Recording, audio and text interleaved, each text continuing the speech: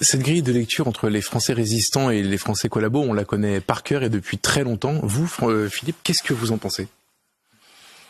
Moi, je suis le fils d'un combattant volontaire de la résistance, donc on me la fait pas. Hein. Le fusil à tirer dans les coins,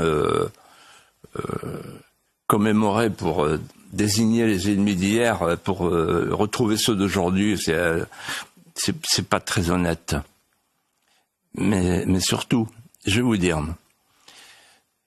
je vais vous faire une révélation là. Je suis le seul à dire ce que je vais vous dire. Ça va déménager. Donc, Emmanuel Macron et d'autres nous expliquent que la construction européenne nous prémunit contre le retour des bruits de bottes, au motif que la construction européenne est le prolongement de la résistance. C'est bien cela. Or, il s'agit d'une imposture historique. L'architecte de l'Europe communautaire était en même temps le secrétaire d'État aux affaires étrangères de l'Allemagne. Il s'appelait Walter Hallstein. C'est lui qui a négocié au nom de l'Allemagne tous les traités. Et il est devenu le premier président de la Commission européenne. Il est resté là pendant une dizaine d'années. C'est lui qui a affronté De Gaulle sur la chaise vide. Son histoire est extraordinaire et elle est révélatrice. Les archives fédérales allemandes, les Bundesarchives de Koblenz et de Berlin, que j'ai eu l'occasion de consulter, contiennent des documents troublants quant aux engagements de Walter Hallstein sous le Troisième Reich. Ces documents contiennent des révélations sur l'implication précoce, volontaire et active de Walter Hallstein dans des organisations nationales socialistes, 4 au moins, dont celle des juristes qui avaient pour vocation, je cite, la nazification du droit allemand et la mise sur pied d'un cadre juridique supranational pour l'Allemagne élargie aux nations annexées qui s'appelait Das Neue Europa, la nouvelle Europe. Mais le plus intéressant est à venir, car dans les documents se trouve une photo que j'ai retrouvée.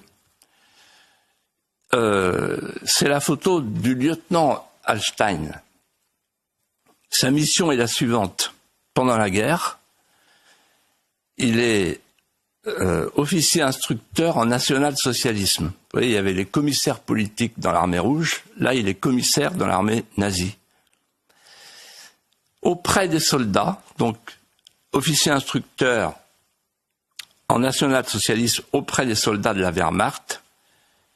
Et encore plus intéressant, il est capturé par les Américains à Cherbourg le 26 juin 1944. Et là, il est transféré dans une forteresse à Fort Getty, où il subit une rééducation avec un programme secret qui s'appelle le projet Tournesol. Et qui a concocté le projet Tournesol? Le département d'État.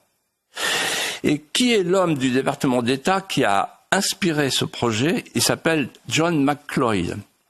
Et ce John McCloy, vous allez le retrouver très vite après la guerre, puisqu'il devient le représentant américain de l'administration alliée sur l'Allemagne occupée.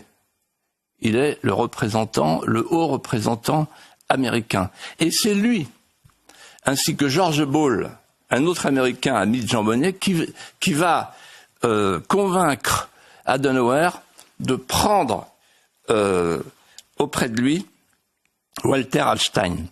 Le plus incroyable, c'est que le 13 novembre 2018, Angela Merkel a rendu un hommage vibrant à Walter Hallstein au Parlement européen.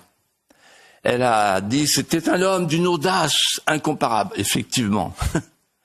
Elle n'a pas dit un mot sur ce parcours. Résumons la situation à destination d'Emmanuel Macron. M. Althusser ne venait pas des milieux de la résistance. Aucun des 3 pères fondateurs ne venait des milieux de la résistance. Je rappelle que Jean Monnet a passé sa deuxième guerre mondiale, à New York et à Washington comme banquier d'affaires. Je rappelle que Robert Schuman a été ministre de Vichy et que à la fin de la guerre, je l'ai pas dit la dernière fois, mais je vais le dire maintenant pour faire pour compléter. Il a été frappé par l'indignité nationale. Et c'est grâce au général de Gaulle, à l'intervention du général de Gaulle, par un geste de magnanimité, que le 13 septembre 1945, il a retrouvé ses droits. Alors, quand on nous dit que l'Union européenne, la construction européenne vient de la résistance et le prolongement de la résistance, on nous ment.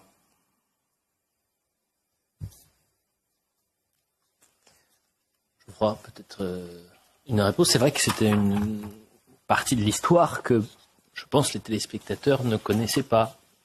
Moi, je suis frappé parce que vous nous avez fait 3 épisodes. En fait, vous avez fait Jean Monnet, Robert Schuman dans des précédentes émissions. Aujourd'hui, Walter Hallstein. Vous avez écrit tout ça dans un livre qui s'appelle J'ai tiré le fil du mensonge et tout est venu sur l'Europe. C'était, je crois, en 2019. Moi, ce qui me frappe, c'est que personne ne vous a jamais démenti là-dessus. Vous n'avez jamais été attaqué par personne, jamais même démenti par un historien quelconque, etc. Pourtant, ce livre s'était très bien vendu. Et je reconnais que si on résume ce que vous venez de dire à l'instant, c'est le premier président de la Commission européenne est un ancien nazi blanchi par les Américains. C'est vrai que ça fait froid dans le dos. Oui, mais vous savez, celui qui m'avait aidé, qui m'a mis sur la voie, c'est Maurice Couve de Murville. Mais vous le racontiez dans le livre d'ailleurs. Voilà, qui était un grand ministre des Affaires étrangères du général de Gaulle et qui savait tout sur cette période.